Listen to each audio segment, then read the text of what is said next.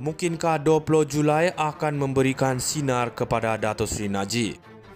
Istiadat pertabalan yang di-Pertuan Agong ke-17 akan berlangsung di Istana Negara pada 20 Julai ini. Ia akan dimulakan dengan majlis bacaan surah Yasin dan doa selamat di Masjid Negara pada jam 5.30 petang 18 Julai ini. Manakala khutbah khas akan dibacakan pada solat Jumaat keesokannya di Masjid Negara. Ini diikuti dengan majlis istiadat pertabalan Seri Paduka Baginda yang di-Pertuan Agong ke-17 pada Sabtu 20 Julai bermula jam 10 pagi di Istana Negara. Pada hari sama akan diadakan majlis santapan diraja jam 8.30 malam di Istana Negara. Dan seperti kebiasaan, apabila ada sambutan Hari Kebesaran Negara, maka yang di-Pertuan Agong akan berkenaan untuk memberikan pengampunan. Kuasa pengampunan adalah kuasa prerogatif yang di-Pertuan Agong dan ianya tercatat dengan jelas di dalam Perlembagaan Persekutuan.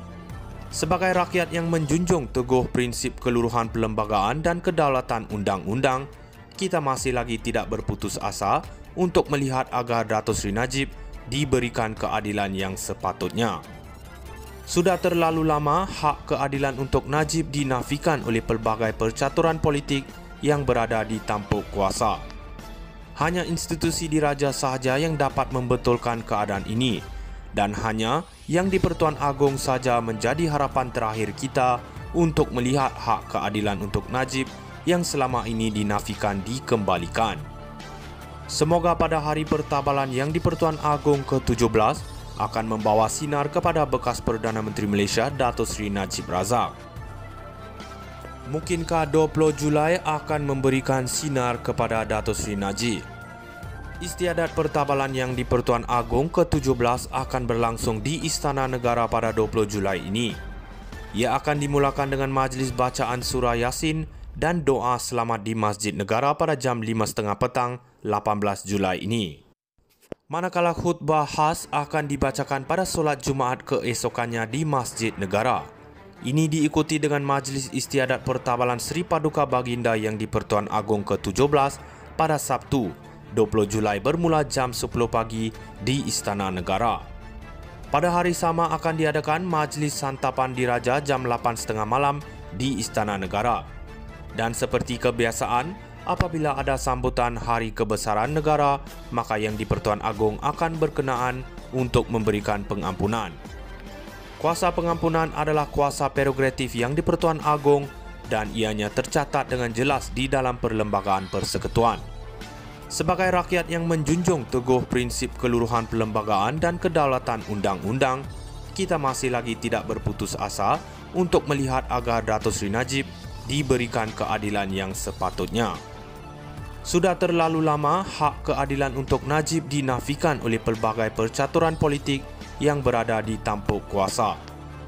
Hanya institusi diraja sahaja yang dapat membetulkan keadaan ini, dan hanya yang di-Pertuan Agong saja menjadi harapan terakhir kita untuk melihat hak keadilan untuk Najib yang selama ini dinafikan dikembalikan.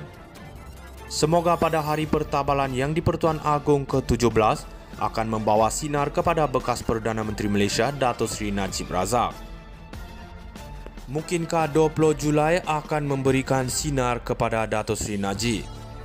Istiadat pertabalan yang di-Pertuan Agong ke-17 akan berlangsung di Istana Negara pada 20 Julai ini.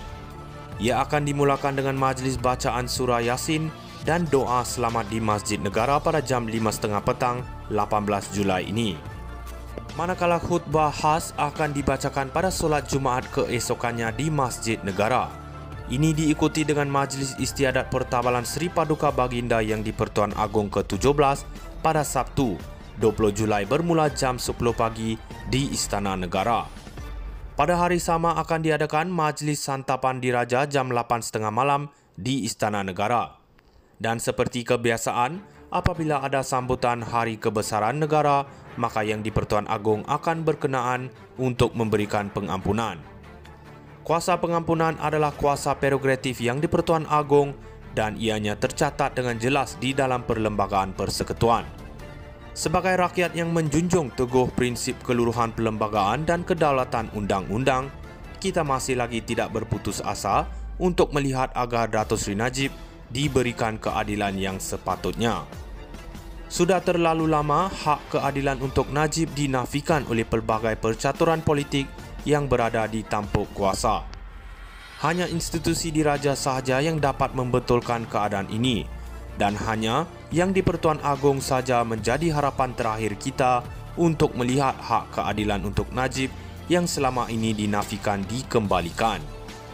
Semoga pada hari pertabalan yang di Pertuan Agong ke-17 akan membawa sinar kepada bekas Perdana Menteri Malaysia Dato' Seri Najib Razak. Mungkinkah 20 Julai akan memberikan sinar kepada Dato' Seri Najib?